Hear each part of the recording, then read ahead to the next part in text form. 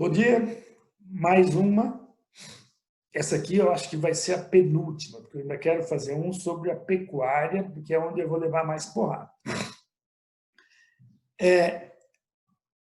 Nós sabemos que os gases do efeito estufa, o aumento dos gases do efeito estufa, provoca o aquecimento global, e o aquecimento global está provocando algumas mudanças climáticas que estão nos incomodando. Aumento do nível do mar, aumento do degelo, alterações no regime de chuva, de vento, gerando furacão. Tá? Aliás, essa semana aqui, na nossa região, deu uma ventania que eu, pessoalmente, não tinha visto nunca.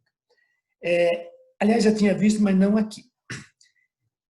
Muito bem, vamos aos gases do efeito estufa. Eu vou lembrar rapidamente que a gente falou de vários gases. Tem alguns deles que não nos interessam nesse momento. Os gases pesados são gás carbônico, gás metano e o óxido nitroso. O outro, o hexafluoreto de enxofre, que é usado em aparelho de refrigeração de energia elétrica, naqueles transformadores gigantes que tem nas estações, esse aí vai ser resolvido brevemente. A GE já tem um substituto para ele, e dentro de 5, 6 anos os aparelhos vão ser trocados, não vai interessar mais. E aqueles outros que nós falamos, o HFC e o CFC, que são os hidrofluorocarbonetos e o clorofluorocarboneto, eles são pequenos e nós não temos muito o que fazer, nós como pessoa não temos muito o que fazer com aquilo lá. Provavelmente, no decorrer do tempo, vamos arrumar uns outros gases que substituam aquele que sejam menos problemáticos.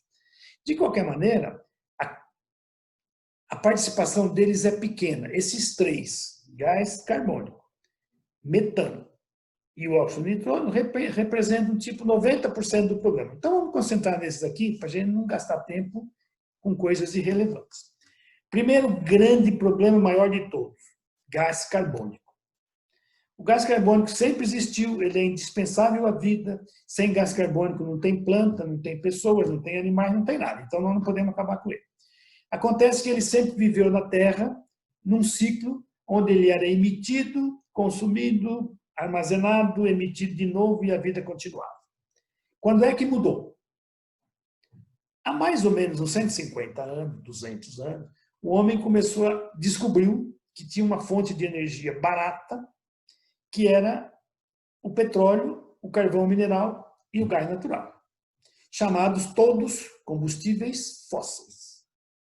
Então, o petróleo, o carvão mineral e o gás natural são os 3 combustíveis fósseis mais relevantes que existem no mundo.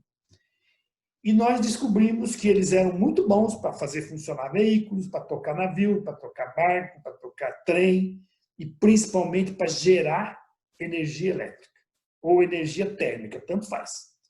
Como é que funciona isso? Basicamente é o seguinte: durante milhões ou bilhões de anos, a Terra acumulou carbono no solo, no subsolo e lá no Cafundó, que a gente explora aqui no Brasil como pré-sal, que é lá embaixo, não sei quantos quilômetros lá no subsolo, abaixo do nível do mar e abaixo do sal que está abaixo do mar, então é lá no fundão mesmo. Durante bilhões de anos, o carbono que estava circulando por aí foi acumulado lá embaixo. Até que na era moderna, digamos 10 mil anos para cá, ele ficou lá e não incomodava ninguém. Ocorre que, a partir de uns 500, 600 anos para trás, as pessoas descobriram que o carvão mineral era bom. Por exemplo, os índios americanos da América do Norte já usavam o carvão mineral para aquecimento. Mas isso também não fedia nem cheirava, era muito pouquinho. Ocorre que, depois de um certo tempo, nós descobrimos o petróleo. E aí nós descobrimos o petróleo, o carvão mineral e o gás natural. Descobrimos, quer dizer o seguinte, descobrimos que eles eram muito bons para gerar energia e barato. Em vez de você ficar plantando uma árvore, demorar 30, 40 anos para dar lenha, não sei o quê, fazer carvão para você fazer seu foguinho, você vai lá, tira o carvão e toca no fogo. Tira o petróleo e toca no fogo. Depois se descobriu que o petróleo dava vários derivados bons, como a gasolina, o óleo diesel, o gás combustível, etc. E nós passamos a usar isso feito louco. Então, hoje estou falando do século XXI, pode ser final do século passado também, a gente consome mais ou menos 100 milhões de barris por dia. O barril de petróleo é uma medida que existe aí faz tempo, que dá mais ou menos 160 litros. Então, você pega 100 milhões de barris por dia, multiplica por 365, vai dar um número que não cabe na cabeça da gente, e aí você multiplica por 160, vai dar um número de litros de petróleo que a gente queima todo dia. Junto com isso, tem mais ou menos a mesma quantidade de carvão mineral. Então, os 100 milhões, para fazer conta simples, vira 200. Porque ambos, o carvão mineral e o petróleo, são quase a mesma coisa. Um é sólido, o outro é líquido. Mas, do ponto de vista nosso, de efeito estufa, de poluição, é a mesma coisa. O que acontece? Toda vez que você queima carvão, seja ele carvão mineral, seja ele carvão vegetal, seja ele lenha, seja ele petróleo, ou seja ele gás que a gente queima, tudo isso faz combustão. Quando faz combustão, acontecem duas coisas. Sempre. Acontece em outra, mas sempre. Libera energia, libera calor. Por isso que o nosso motor do carro funciona. Por isso que a caldeira funciona. Por isso que as termoelétricas funcionam. Por isso que os aviões funcionam. A gente libera calor, transforma esse calor em energia mecânica e a roda roda, o avião voa, o navio passa lá no mar, etc. E libera energia e, simultaneamente, faz umas reações químicas lá na combustão e libera gás carbônico.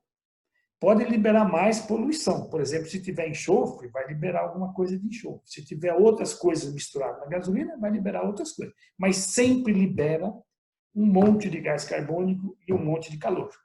É por isso que a gente queima. Então, hoje os carros modernos, por exemplo, têm aqueles catalisadores. Aquilo é para reduzir a poluição o mais possível, mas não acaba. Porque nada acaba, tudo se transforma.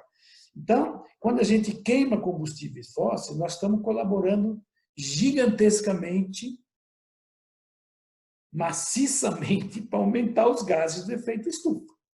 Porque o resto está tudo girando mais ou menos por aí. Tem duas coisas que não estão girando.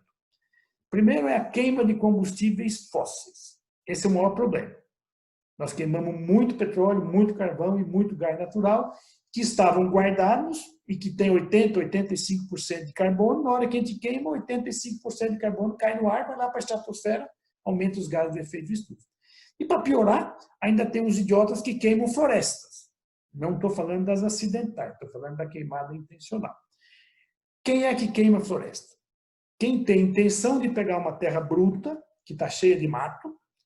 Eu já falei em algum momento da vida aí que uma lenha é carvão concentrado, o carvão vegetal é mais concentrado ainda, mas uma floresta tem um estoque de carbono gigantesco em dois lugares. Ou na matéria dela, na árvore, no tronco, no galho, na folha, tudo que tem naquilo ali, e tem um pouquinho estocado no chão, no solo, que o carbono também é estocado lá e que compõe a matéria orgânica do solo. Mas a maior parte, normalmente, está do solo para cima. Em todos os galhos, nos troncos, etc. Imagina 1 hectare de terra é o tamanho de um campo de futebol grande como o Maracanã. O tamanho do campo de futebol, um pouquinho maior. Imagina aquilo ali cheio de árvore, cheio de grama, de tudo que é coisa de vegetal que está lá. Aquilo tem um estoque de carbono gigantesco que ficou guardado ali durante milhões de anos, desde que a floresta começou a viver, até que ela atingiu aquele ponto que, digamos, é o ponto normal dela, ela acumula carbono desde lá do solo até a última folhinha da árvore. E aquele carbono está sendo circulando a vida inteira, porque a árvore morre, o carbono sobe, ela cresce, o carbono diminui, etc. Aí, de repente, você pega e derruba. Na hora que você derrubou, você já fez nhaca. Já fez meleca. Se você queimar ou não, não faz muita diferença, exceto em termos de prazo. Na hora que você derruba a floresta para fazer agricultura, para fazer pecuária, para fazer estrada, para fazer aeroporto, para fazer cidade, qualquer coisa que você for fazer, aquele carbono que estava estocado vai para a atmosfera. Como que ele vai? De duas formas. Se você queimar, que é o processo mais rápido de limpeza, embora seja estúpido, mas nós fazemos muita estupidez, mais uma, menos uma, não muda nada. Se você queimar, aquilo que foi estocado durante milhões de anos ali, vai ser liberado para o ar em 2, 3 dias quando acabar a queimada. Ou 2, 3 semanas, 2 meses, depende do tamanho da floresta. Mas o que ocorre de fato é um monte de carbono estocado vai cair na atmosfera, vai lá para o efeito estufa, vai aumentar os gases, vai aumentar o efeito estufa. Qual que é a outra possibilidade? Não queimar. Se você não queimar, você vai ter que deixar ele lá na terra e deixar ele vai apodrecer. Não tem como. Apodrecendo, as bactérias vão trabalhar, vão fazer uma fermentação aeróbica dentro do ar. E o carbono que está na folha, que está na árvore, vai se misturar com o oxigênio e vai formar o CO2, gás carbono. Então, toda vez que a gente derruba a floresta, ela vai virar gás carbono. Uma boa parte dela, tudo que aquilo que tinha de carbono, vai ser jogado no ar. É uma questão de se ela vai ser rapidamente via queimada ou se ela vai ser lentamente via putrefação, via fermentação, que é a palavra mais chique. Então, nessas duas áreas a gente pode atuar. A gente, agora estou falando como política pública, grandes empresas, empresas que poluem, etc. Como é que a gente pode fazer? Diminuir as queimadas. É fácil, basta ter interesse político, econômico e ter punição para bandido que quer fazer queimada. A outra alternativa, reduzir a queima de combustíveis fósseis, que é muito maior que essas queimadas. Reduzir a queima de combustíveis fósseis implica em mudar a matriz energética do mundo.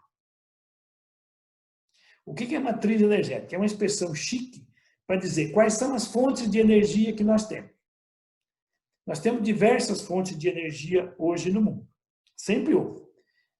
A mais importante do ponto de vista de quantidade, queima de combustíveis fósseis. Em alguns países isso aí chega a 70%, 60%, 80% da geração de energia, e outros, como o Brasil, é menos, porque nós temos muita hidrelétrica.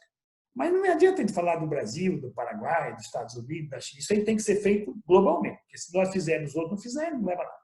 Então, claro que como política, cada país tem que fazer a sua correta, pensando no seu problema, mas o efeito global é o que interessa.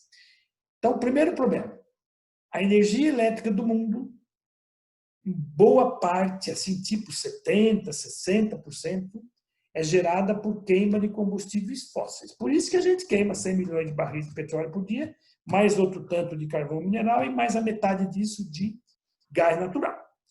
As outras fontes que a gente pode mexer, queimadas. Isso aí é fácil, digamos. Basta a gente parar, proibir, punir, fazer algumas coisas para reduzir as queimadas. Depois o carvão, o petróleo, principalmente o petróleo, ele ainda é, para atrapalhar mais, a base do transporte. O transporte quase que no mundo inteiro é feito com gasolina e diesel, ou parecidos. Então, o que nós podemos fazer? Mudar os combustíveis dos automóveis, dos aviões, dos navios, dos trens e os cavalos.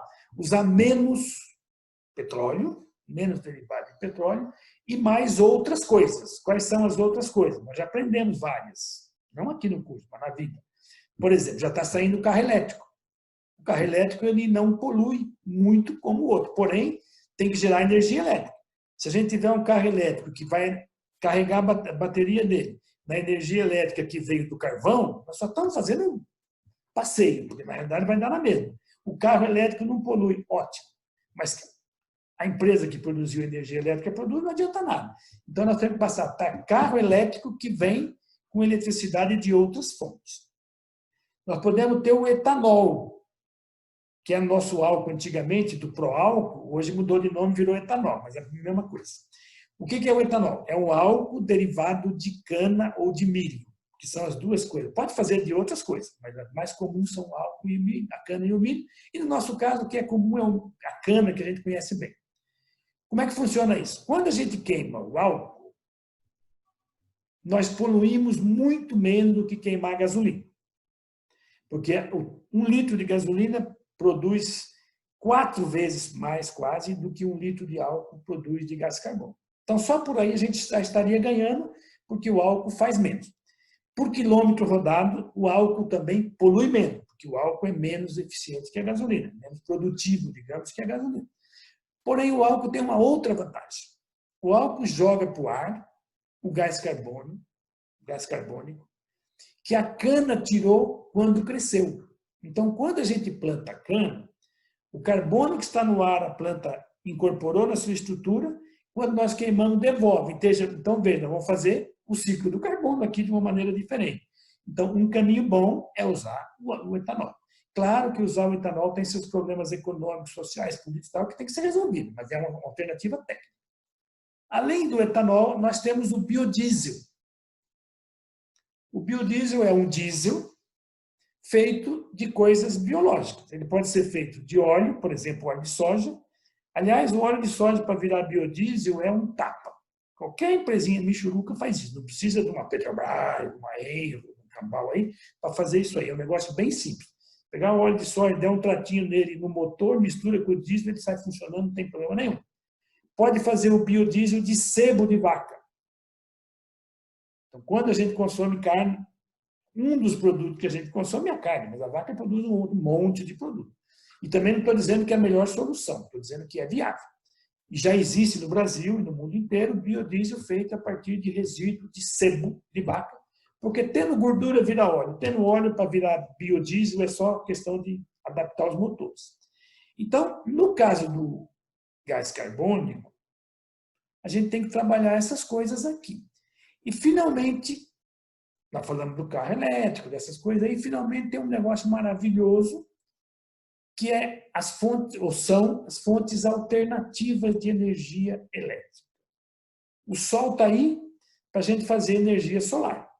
E o Brasil é privilegiado. Além de ter um tamanho gigantesco, 8 milhões e pouco mil quilômetros quadrados, a gente ainda tem sol de janeiro a dezembro. Num lugar mais, outro lugar menos, mas sol aqui é o que não falta. Então, a energia solar é uma alternativa viável economicamente, tecnicamente, conhecida, etc. Tem alguns problemas ainda, mas cada vez tem menos. E ela pode ser usada, e está sendo usada, e até no Brasil ela está sendo usada. Basta os políticos pararem de fazer besteira e estimular sadiamente a produção de energia solar. Um outro que nós temos muito, nós Brasil e nós mundo, uns países mais, outros países menos, umas regiões mais, outros países menos, é a energia eólica. São aqueles monstrengos daqueles tarecos lá, que ele roda lá em cima e produz energia muito boa. Não é tão cara hoje, mas o fato de ser caro é só questão de tempo para ficar mais barato e também não importa. Quando você está doente, o remédio é caro, você vai lá e toma o remédio, se você tiver dinheiro para fazer. E nós temos. Então, nós temos que trocar energia elétrica, que basicamente no Brasil vem de hidráulica e vem de queima de combustíveis fósseis. Nós também temos energia, muito de energia de fóssil, combustível fóssil. A do transporte, das termoelétricas, um monte de caldeira, etc., que funciona assim. Então, veja que nós temos alternativas aqui para reduzir brutalmente a produção de gás carbônico. Nós temos que atacar isso com força.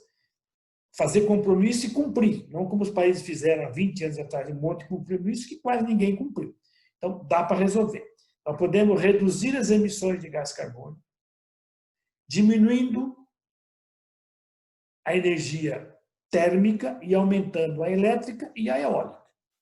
Nós podemos reduzir o gás carbônico diminuindo o carro, a gasolina e a diesel, trocando por biodiesel, por etanol e por carro elétrico.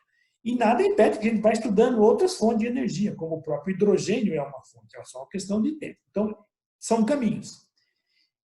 Olhando para mim como um cidadão comum, simples, que sou eu, Ítalo, eu também posso ajudar como pessoa. O que eu posso fazer? Consumir menos gasolina, menos etanol, menos diesel. Viajar menos. Isso é ruim, né? Porque viajar a gente vai para a praia. Eu, por exemplo, só viajo agora para ir para a praia, para passear e para fazer. Viajar menos de avião, usar transporte coletivo, usar carona. Tudo isso a gente pode fazer. É muito pouco, é pouco, mas ajuda. Nós podemos reduzir o consumo de energia elétrica em casa. Antes de reduzir drasticamente, nós podemos evitar desperdício. Saiu do quarto, apaga a luz, desliga a televisão, desliga o ar-condicionado, troca o ar-condicionado por abrir a janela, por ligar o ventilador, ou até por passar um calorzinho. Você faz um esforço para você reduzir o seu consumo de energia. Porque todo o combustível que a gente queima para gerar energia, somos nós que consumimos, não é a Petrobras. A Petrobras faz, nós pagamos, compramos e consumimos. Então, se a gente reduzir o nosso consumo, cada cidadãozinho reduzir em 10%, já vai dar um 10% no monte de tamanho daquele tamanho, porque somos 7 bilhões de pessoas. Então, a gente que tem grana, que tem condição, nós desperdiçamos muito. Então, em termos de energia, tudo que você poupar no consumo de energia, no consumo de água, no consumo de transporte e etc., você vai estar contribuindo para reduzir o efeito estufa. Algumas coisas enchem o saco, porque dar carona, pegar ônibus, ir a pé, andar de bicicleta, de skate, tem gente que gosta, eu não tenho nem condição mais. Porém, nós podemos fazer, cada um fazer um pedaço, aquele que é mais fácil, aquele que você gosta mais, sei lá, tentar reduzir o consumo disso. Nós podemos também reduzir o consumo de tudo. Se você reduzir o desperdício de qualquer coisa, não preciso nem falar, qualquer coisa quer dizer o quê? Qualquer coisa. Tudo que você consome polui. Esse que é o abacaxi. Então, eu ando de carro, estou poluindo. Eu estou comendo carne, eu estou poluindo, porque alguém fez a carne produz metano, então eu estou estimulando a produção de carne. Você consome bebida, você consome transporte, você consome roupa, sapato, tudo usa energia, não tem nada que se fabrica sem energia, e tudo isso acaba poluindo um pouquinho para lá, um pouquinho para cá. Então, uma coisa boa, reduzir o consumo, reduzir o desperdício, racionalizar o consumo, reciclar, reutilizar, consertar, tudo isso reduz. Eu não vou falar muito disso, nós estamos falando o dia inteiro. Depois a gente tem o segundo gás do efeito estufa. Primeiro, de longe, é o gás carbônico, mas tem o metano. O metano é a peste do século. Eu sou fazendeiro, michuruca, mas sou fazendeiro, e eu sei que eu poluo via emissão de metano, mas o metano é um abacaxi daquele tamanho. Eu diria assim que, tecnicamente, eu não posso falar muito de tecnicamente dessas coisas, porque eu não sou entendido, mas pelo que eu estudei, o pior para a gente resolver vai ser o metano. No futuro, assim, 40 anos, 50 anos, alguma coisa assim. Por quê? Porque o gás carbônico que tem muitas alternativas para a gente eliminar. O metano é que é mais difícil. Por quê? Eu vou falar do metano, assim, meio rapidamente, que eu quero explorar melhor ele quando eu for falar da pecuária propriamente dita. O metano ele é muito emitido por fontes naturais. Se ele é muito emitido por fontes naturais, a gente tem pouca coisa para fazer. Porque o que nós vamos fazer com as fontes naturais? É muito difícil de consertar. Eu vou dar uma. Pantanal. Pantanal Mato-Grossense é um paraíso ecológico, graças a Deus. Uns imbecis andaram estragando uma parte, mas acabou dando uma parada na coisa, e hoje o Pantanal é uma área boa, grande, 300 mil quilômetros quadrados mais ou menos, bem conservada, porque lá não é muito bom para fazer cidade, não é muito bom para fazer fábrica. O que tem lá é pecuária e turismo. E do ponto de vista ecológico local, a pecuária e o turismo não fazem muito problema. Elas não poluem demais o Pantanal, então o Pantanal tá bom. Tem onça para danar, tem jacaré, tem cobra, tem sucuri, tem tucano, o que quiser. Você vai no Pantanal, é um lugar maravilhoso para você passear. Só que ele é um desgraçado para poluição. Porque como que o metano é feito na natureza? É uma coisa complexa do ponto de vista técnico, mas facinho para a gente entender assim por cima. É fermentação anaeróbica. Uma expressão complicada, que quer dizer apodrecimento num lugar que não tem oxigênio. Fermentação aonde não tem ar. Então, onde que acontece fermentação sem ar? Em todos os sistemas digestivos dos animais. Por isso que todos os animais produzem metano em maior ou menor quantidade. Quem mais produz é o bovino.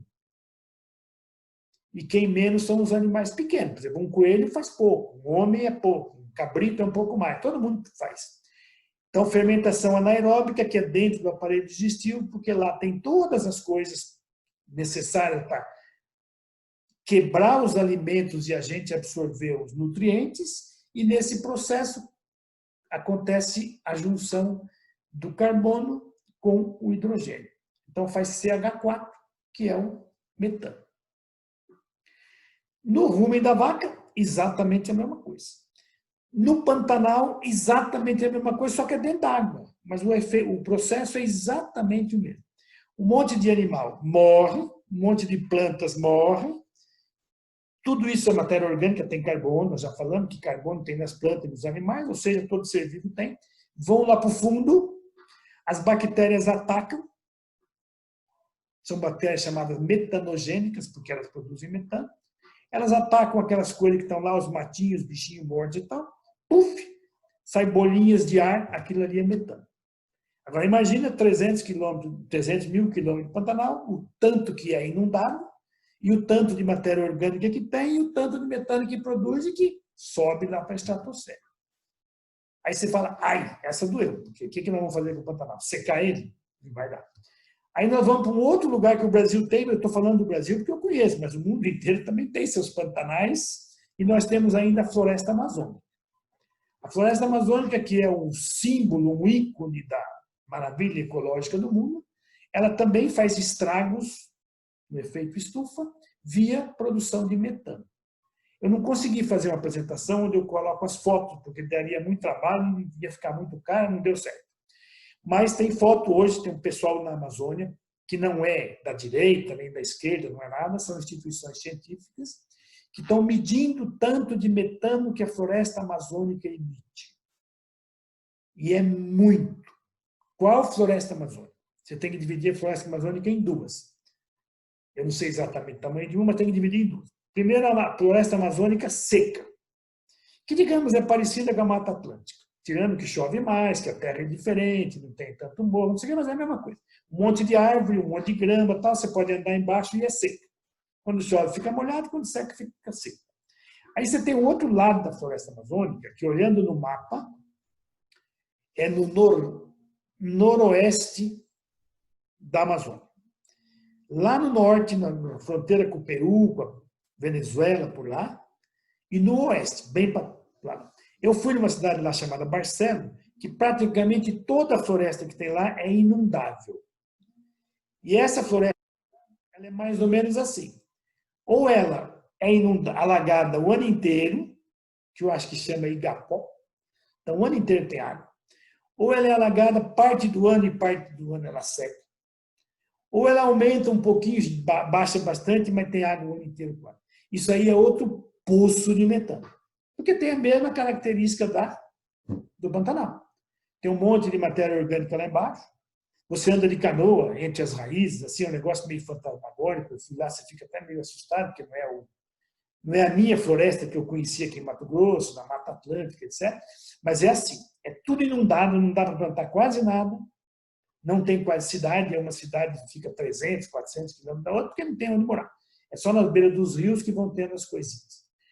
Aquilo é uma produção de metano astronômica e agora estão descobrindo que é bem maior do que se pensava. Estão medindo, daqui a uns tempos nós vamos ter novidades. Bom, esses dois sozinhos já são um abacaxi grande e difícil de mexer. Aí, no caso do Brasil, o mundo inteiro é assim, maior ou menor quantidade, nós temos um outro abacaxi. Como nós temos muita água, graças a Deus, a gente tem muitas represas, muitos açudes, que é tudo a mesma coisa, desse ponto de vista. É um monte de água com matéria orgânica lá embaixo. Nós temos as represas de água potável. Quem mora em São Paulo conhece, Guarapiranga, Pires, Mariporã, tudo aí tem água guardada, estocada, e embaixo tem matéria orgânica. Matéria orgânica vai fazer fermentação anaeróbica, sem ar, e vai criar metano. Para ajudar a nossa energia boa, entre aspas, 70% da energia brasileira, 60 e tantos por cento da energia brasileira, é produzida por hidroelétricas. Elas não emitem gás carbônico. Ótimo. Porém, elas emitem metano. E muito. E algumas são muito piores do que as outras. Então, as represas que têm bastante altura, tem muita água em pouca área, tem muita queda, elas produzem muita energia em relação ao metano que elas emitem. Do outro extremo, as represas que são enormes em termos de área e baixas, porque não tem muita altura, a geografia não permite, elas são o contrário. Elas produzem pouca energia em relação ao tanto de terra que elas inundaram, em relação ao tamanho do lago e em relação ao tamanho do metano que elas emitem. Algumas dessas usinas novas que saíram no Brasil, na Amazônia, se elas tivessem tido um trabalho bem feito de análise do custo-benefício em termos de poluição, sem contar índio, pobre, fazendeiro que mora do lado, que também é prejudicado, mas isso aí a gente dá um jeito de pagar. Só olhando para a poluição, ela já não seria viável. Porque tem algumas dessas usinas que hoje estão fazendo as contas, elas poluem mais do que se elas funcionassem como termoelétrica. Eu não estou afirmando isso porque eu não vi essa medida, eu vi só alguns trabalhos, algumas teses, e eu não gosto de falar sobre essas teses, porque tese uma hora pode estar mudando.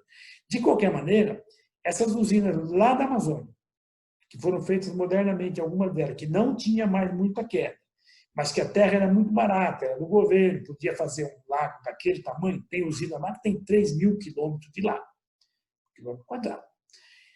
Quando seca, elas abaixam muito, tem umas que abaixam 20 e tantos metros, e demora. Nesse intervalo nasce um monte de capim, um monte de vegetação, aí ela enche de novo, então a fábrica de metano está sempre renovada. Então você veja que o que nós temos de Pantanal, o que nós temos de floresta alagada, o Brasil, mas o mundo também, e o que nós temos de hidroelétrica, produz metano para chuchu. Difícil de mexer. Para completar, ainda tem duas atividades importantes no mundo, muito importantes, e no Brasil também são importantes, que são a pecuária de corte e de leite, a bovinocultura, basicamente, porque os outros animais, o porco, o cabrito, o carneiro, todo mundo produz metano, mas não se compara com a vaca. É tudo assim 10 vezes menos, 20 vezes menos. Então, o que interessa mesmo são os bovinos. Eles produzem bastante e nós temos 200 milhões de cabeças. Dá para melhorar isso? Dá. No limite, proíbe a criação de vaca. Só que nós temos que pensar. Nossa alimentação, 40 quilos de carne por ano, o brasileiro come em média. Nós exportamos um montão, que gera um monte de dólar. E, para piorar, nós tomamos muito leite. O brasileiro consome, em média, 150 litros de leite por ano, mais 40 quilos de carne. Se você acabar com isso, haja produção de outras coisas para substituir. Tirando o lado cultural, que a gente gosta de churrasco, de bife, de carne moída, de leite, de queijo, de manteiga, de requeijão, ainda tem um grau de qualidade. A proteína da carne, do leite, do queijo, ela é superior a de outras coisas, como a soja, o feijão, que são coisas boas, mas são diferentes. Então, a gente pode reduzir a produção de bovino, pode reduzir a produção de leite, mas é um abacaxi. Porém, pode ser que um dia a gente vai ter que partir para esse caminho. Um outro caminho aqui é melhorar a produtividade, que é onde eu acredito mais.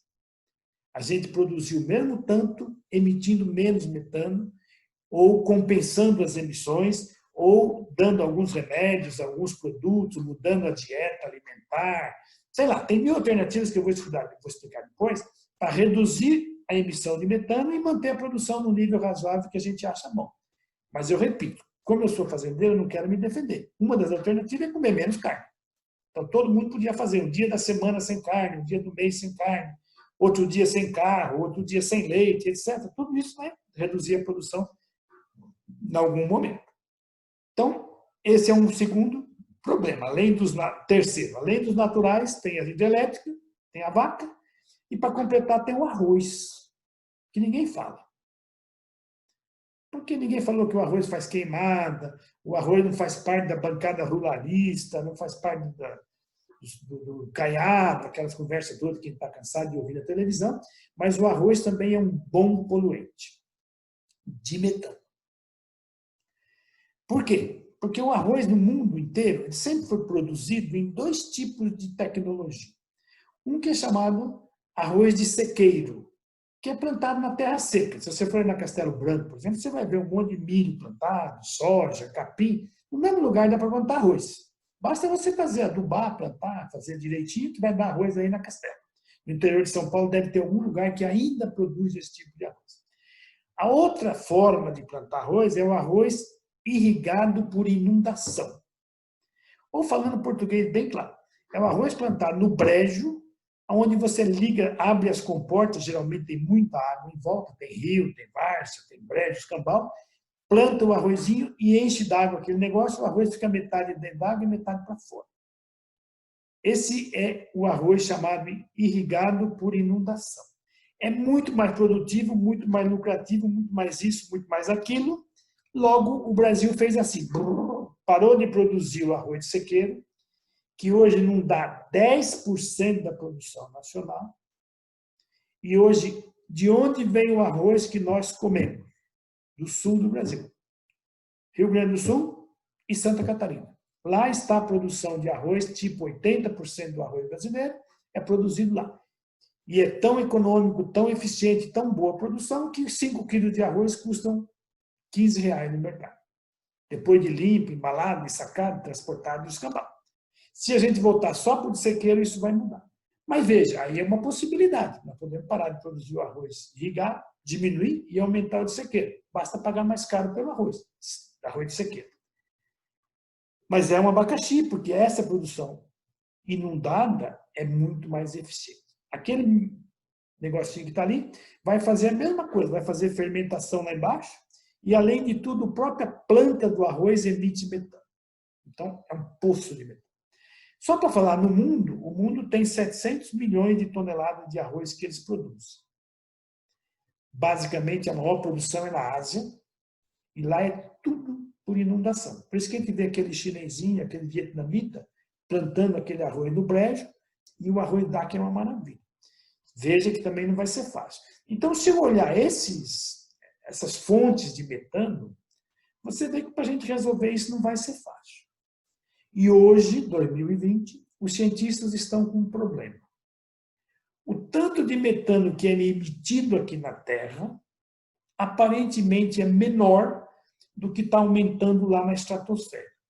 Então, algum lugar está com problema. Onde está o problema?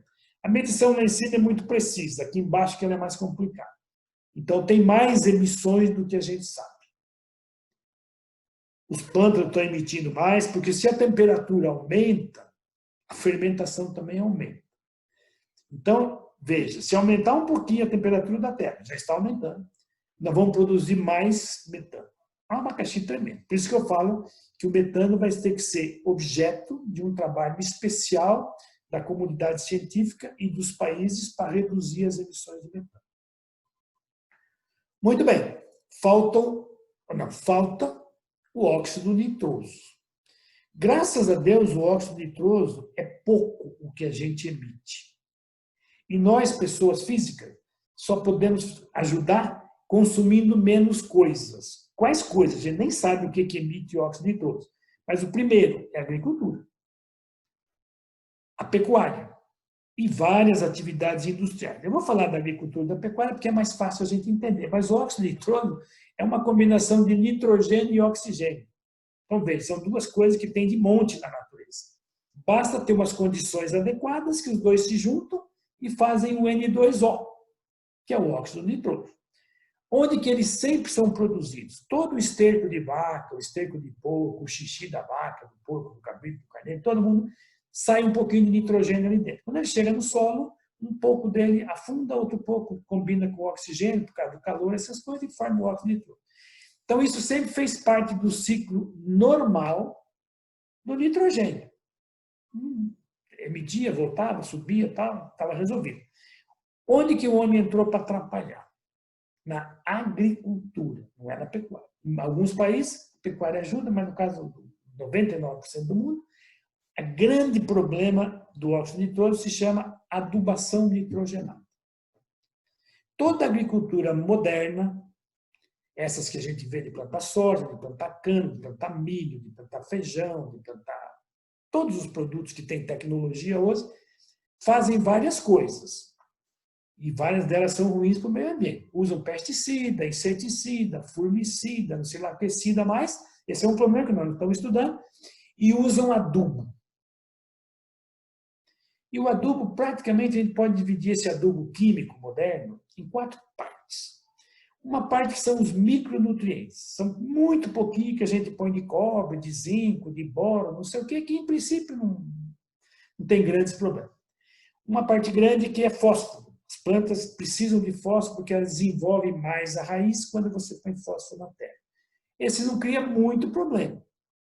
Por efeito estufa não cria problema nenhum. Pode criar problema por outras coisas, mas também não é tão complicado assim. O outro é potássio, que também é colocado na terra. Tudo isso cria problema, mas não estamos analisando os problemas que eles criam. E não são tão graves quanto nós estamos falando de efeito estufa. E o outro grande adubo se chama nitrogênio. Todas as plantas, árvore, capim, cebola, árvore, batata, qualquer coisa, cresce mais quando você põe nitrogênio. O homem descobriu isso e nos últimos 30, 40, 50, 70 anos, a adubação nitrogenada turbinou. Quando a gente ganhou a Copa, mais ou menos, em 70, o mundo parece que usava 3, 4 milhões de toneladas de nitrogênio na adubação. Hoje nós usamos 60 milhões de toneladas. Você veja que de 3 para 60, basta multiplicar por 20. É muita coisa. Esse nitrogênio que a gente joga no solo, na plantação de soja, de milho, de cana, de qualquer coisa, ele vai ter 3 destinos. Uma parte fica no solo, uma parte a planta usa, absorve ele para turbinar o crescimento, e outra parte vira óxido nitroso. As bactérias, os bichinhos que tem na terra, a chuva, as máquinas, tudo trabalham ali e fazem um processo de liberação desse nitrogênio na forma de N2O. Tecnicamente é meio complicado, mas o efeito prático é você aduba com nitrogênio, por exemplo, a ureia tem 50% de nitrogênio, 47, 48, uma parte o solo fica com ele, uma parte a planta usa e a outra parte vira óxido nitroso. A outra fonte de adubo, que é menos poluente, mas é poluente, é o nitrato de amônio. Nitrato é de nitri, que é de nitrogênio, também tem bastante nitrogênio, a terra absorve uma parte, a planta absorve outra, e uma parte vira óxido nitroso. O outro é sulfato de amônia. Sulfato é por causa do enxofre, que é muito bom para as plantas, porque é um componente básico das proteínas, estimula o crescimento, raiz, aquelas conversas todas, e amônia é porque tem nitrogênio também. Então, tem menos nitrogênio, mas as pessoas põem mais para compensar. Então, dá o mesmo efeito. Uma parte a planta pega, outra parte fica no solo e a outra parte vai embora e vai virar ao acréscimo do efeito estufa. Como fazendeiro, eu posso fazer a minha parte lá na fazenda. Depois eu vou dar, a última palestra vai ser sobre isso aí. Como cidadão, eu posso consumir menos tudo. E eu posso dirigir meu consumo. Então, por exemplo, eu tenho um produto A que polui muito. Eu tenho um produto B que polui menos. Para de comer o A e passa a comer o B. Eu substituo um produto que polui muito por outro que polui pouco. Isso é uma alternativa boa. Por exemplo, eu substituo o leite por leite de soja. Eu estou ferrado, porque eu tomei leite de soja e achei uma tragédia. E eu gosto muito de leite, eu sou tipo bebê chorão. Eu aprendi a tomar leite quando criança, tomo leite todo dia até hoje.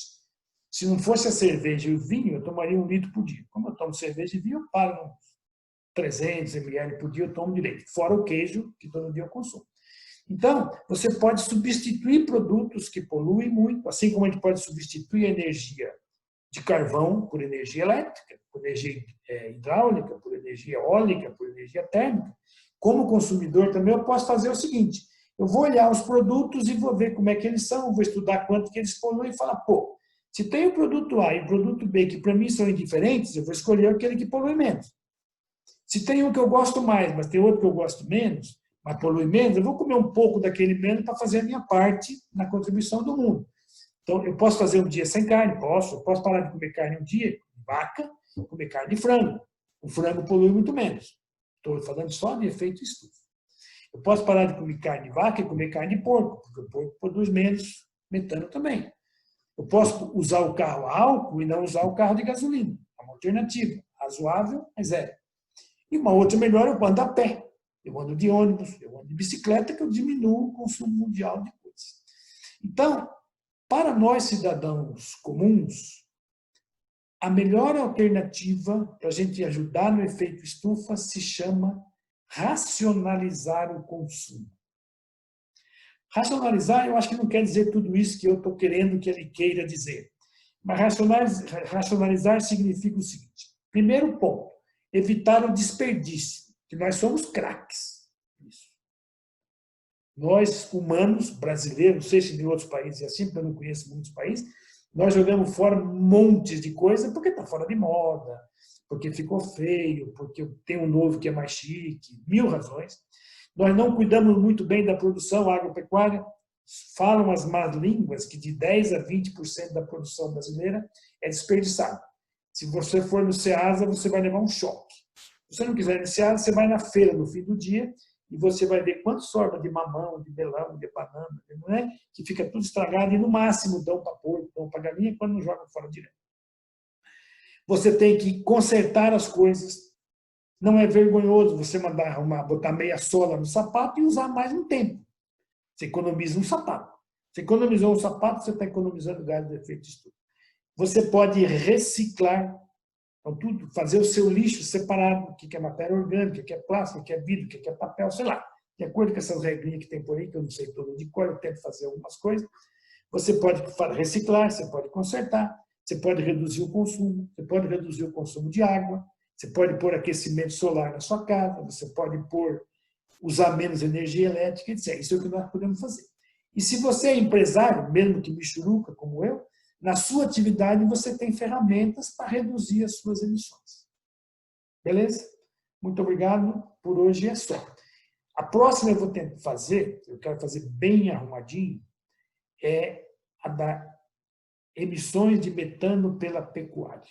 Porque aí tem muita besteira que se fala, tem muita bobagem, tem muito interesse político de um lado e de outro, tanto de ruralista quanto dos caras que não são, de ambientalista, de avaquá. E eu quero fazer uma onde eu vou tentar ser 100% isento. E a propósito de ser isento, eu queria dizer a última frase aqui, que é: tudo que eu digo eu tirei de instituições sérias. Eu não falo nada que o partido político falou, que o Bolsonaro falou, que os ambientalistas falaram, que os ruralistas falaram, não. Eu uso dados da Embrapa, que é reconhecida no mundo inteiro como boa, como ótima. Eu uso dados da NASA, eu uso dados do INPE, que eu acredito, eu uso dados de uma empresa, um instituto chamado NOAA, que é a Agência de Clima dos Estados Unidos. Eu uso o dado da Academia Nacional de Ciência dos Estados Unidos, eu uso o dado da Academia Real de Ciência da Inglaterra, e é desse nível. Eu só mexo com gente boa, gente que eu acredito, que eu tenho fé. Porque a hora que eu perder a fé nesses cientistas, eu tenho que mudar de ramo e virar curandeiro, qualquer coisa assim. Muito bom. Muito obrigado e até a próxima.